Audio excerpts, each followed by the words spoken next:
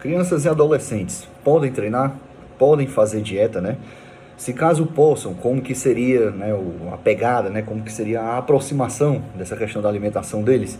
Enfim, né, como é que fica essa situação? Porque até hoje eu vejo que a galera tem muita dúvida sobre isso e ainda muita crença, né, muito mito gira em torno disso. Então, assim, antes da gente começar, é interessante a gente separar o que seriam aquelas crianças menores, né, que acabaram de sair da fase de um bebê, digamos assim, o que seriam aquelas crianças menores, né, não crianças de colo, mas crianças pequenas, basicamente, e o que seriam crianças maiores, né, pré-adolescentes, digamos assim, e os adolescentes de fato, beleza? Então, assim, se a gente for separar por categoria, né, primeiro é interessante a gente começar falando o que não se deve fazer, certo? Crianças não devem fazer regime, não devem fazer uma low carb, não devem fazer uma dieta para emagrecimento, certo? Exceto em alguns casos específicos, que é o que eu vou comentar. Mas assim, via de regra, criança não faz dieta, né? Não faz regime, não faz low carb, até faz dieta, mas não regime, não low carb, não uma restrição calórica, né? Não uma dieta com déficit calórico, certo? Você não coloca uma criança para emagrecer, para perder peso, né? A depender do caso, né? Que é o que a gente vai deixar melhor. E quanto ao treino, como é que fica?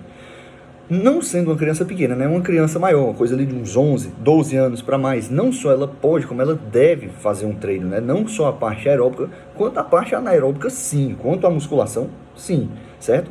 O que acontece aqui, obviamente, um treino de uma criança não vai ser o treino de um adulto, né? Você não pode tratar uma criança como um adulto pequeno. Então, obviamente, se uma criança dessa vai fazer um treino, ela necessariamente deve ser acompanhada por um bom profissional. Mas qual a dificuldade na maioria dos casos, né? Muitas vezes, a grande maioria das academias, principalmente academia de rede, não tem um profissional preparado para isso, né? Fora que ninguém vai querer assumir o risco, digamos assim, desse público, né? Já é uma coisa incomum. Então, se a academia aceita uma criança que vai treinando, quem é o profissional que vai querer, né, ficar responsável por essa criança, fazendo um acompanhamento, ficar literalmente ali do lado, assessorando? É difícil, né? Então acaba que é mais fácil, é mais conveniente para as academias proibirem colocar um limite ali, uma faixa etária mínima, certo? Mas via de regra, né, a criança não só pode como deve, pode sim fazer um treino de musculação, isso não vai atrapalhar o crescimento, né? A gente tem essa ideia, né, gira-se esse mito de que a pessoa vai começar a puxar ferro na infância, vai prejudicar o desenvolvimento, ou não vai crescer, não vai ter altura. Isso está ligado à questão hormonal, certo? O fechamento das epífises ósseas, que é o que interrompe, né, o que vai estagnar o ganho de altura, está ligado, né, tanto à genética quanto à parte hormonal. Então, o que iria limitar o crescimento dessa criança seria a parte hormonal, seria você administrar algum fármaco para ela, mas treino, não só ela não vai deixar de crescer, como ela vai crescer maior e mais forte, certo? Literalmente, até porque, assim, benefícios da musculação não envolve só hipertrofia, né? A gente sabe que essa criança vai ter uma melhora ali da densidade mineral óssea, né? Literalmente ossos mais fortes, né? Enfim, e se ela começa a treinar durante a fase ali do enxerão, ela só vai ter benefício pro resto da vida, né? Tudo que a gente faz aí nessa fase do enxerão, na infância e adolescência, a gente carrega e muito para o resto da vida.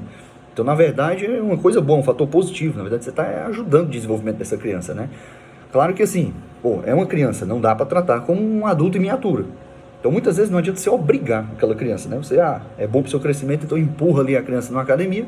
Muitas vezes ela vai passar a algerizar aquilo dali, porque ela foi obrigada, ela foi imposta aquilo, e algo que era para ser bom vai começar a virar uma espécie de um trauma.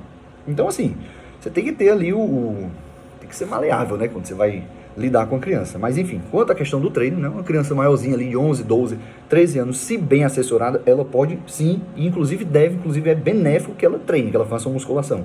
Sempre conciliada a parte aeróbica, né, a parte do cardio, certo? Enfim, mas como que fica a questão da alimentação, né? Crianças menores, né, saindo ali da fase de um bebê de colo, o que acontece? Não se faz nem mesmo uma dieta, né, para essas crianças. Você começa ali um processo de introdução alimentar. Não é uma reeducação alimentar ainda, é uma introdução alimentar. Você vai começar a oferecer grupos de alimento, até então desconhecido para essa criança, para ela começar a se acostumar ali com o paladar, começar a se acostumar com a textura, certo? Esse é o momento de você introduzir comida nova, porque senão quando ela crescer, ela vai estranhar, né? Ficar aquela criança que não come comida de panela, certo? Mal acostumada, digamos assim, né? Lembrando que não existe paladar infantil, né? Isso é uma nomenclatura que a galera usa, mas não existe paladar infantil. Simplesmente a pessoa não teve a devida introdução alimentar, né? E, digamos, ficou cheio de frescura, né? Ficou bonequeiro. Se a gente fosse botar um palavreado mais casual.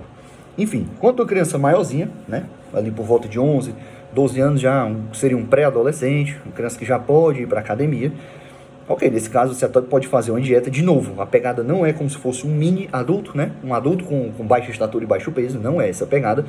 E assim, muitas vezes aqui é interessante, não só você fazer a introdução alimentar, já deveria vir sendo feita, né?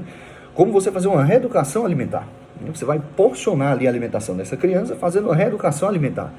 Então você vai começar a ensinar sobre os alimentos para ela, basicamente, né? Não confundir a introdução alimentar, que você vai apresentar o alimento, com a reeducação alimentar. Você vai ensinar a criança a comer. Se ela já é maiorzinha, ela já tem a capacidade de compreender tudo isso, certo? E assim, aqui no caso, você já pode considerar que seja uma dieta, mas nunca jamais um regime, um low carb, uma coisa assim. Você pode até colocar uma dieta, de certa forma, voltada para performance, né? Dentro das condições, dentro das limitações, né? Dentro das características de uma criança. E o que acontece? No caso de uma criança com sobrepeso, uma criança com obesidade, como é que fica? Será que ainda assim a gente não coloca déficit calórico? Aí é que está a chave. É aí que você vai precisar de um bom profissional, né, que seja pé no chão para isso. Lembrando que esse público infantil não é o meu público, certo? Mas eu posso passar alguma orientação, posso inclusive, e vou deixar uma indicação aqui no final do vídeo, certo? Mas o que acontece? Se essa criança maior ainda não passou pela puberdade, ela vai ter um estirão, certo? Então, se essa criança que ainda não passou pela puberdade, ela está até em um estágio de sobrepeso, você não precisa jogar um déficit calórico para ela. Basta você segurar, você deixa ali a manutenção, né? Deixa rolar, contenção de danos. Quando ela passar a fase do estirão, esse peso, esse sobrepeso que veio acumulado, é como se ele distribuísse para o corpo, né? Ela vai ter essa mudança hormonal. Então, acaba que isso pode ser resolvido passivamente, digamos assim. É só dar tempo ao tempo. É só dar tempo a essa questão da puberdade. Então, se essa criança, né, pré-púbere, com até um sobrepeso, não passou pela puberdade, você pode deixar rolar, né? Contenção de danos, não joga um déficit calórico. Quando ela passar pela puberdade, isso tende a se ajeitar, certo? Agora, no caso de uma criança obesa, isso sim vai prejudicar o desenvolvimento dela, certo? Uma criança com obesidade, ela já está no quadro patológico, né? Se a criança está com obesidade, ela vai ter sim alterações, distúrbios, prejuízos hormonais. Quando ela entrar na puberdade, dessa maneira, ela vai ter prejuízo do crescimento. Isso é que vai atrapalhar o crescimento dela, certo? Então, se essa criança está obesa, nesse caso específico, deve-se fazer ali um leve déficit calórico. De novo, nunca na mesma pegada de um adulto.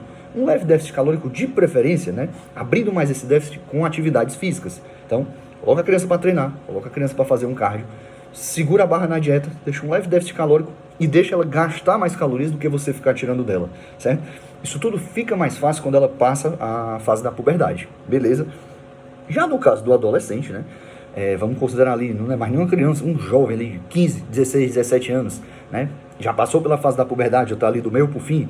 Enfim, nesse caso você já pode sim tratar como um pequeno adulto, até porque ele literalmente é isso, né?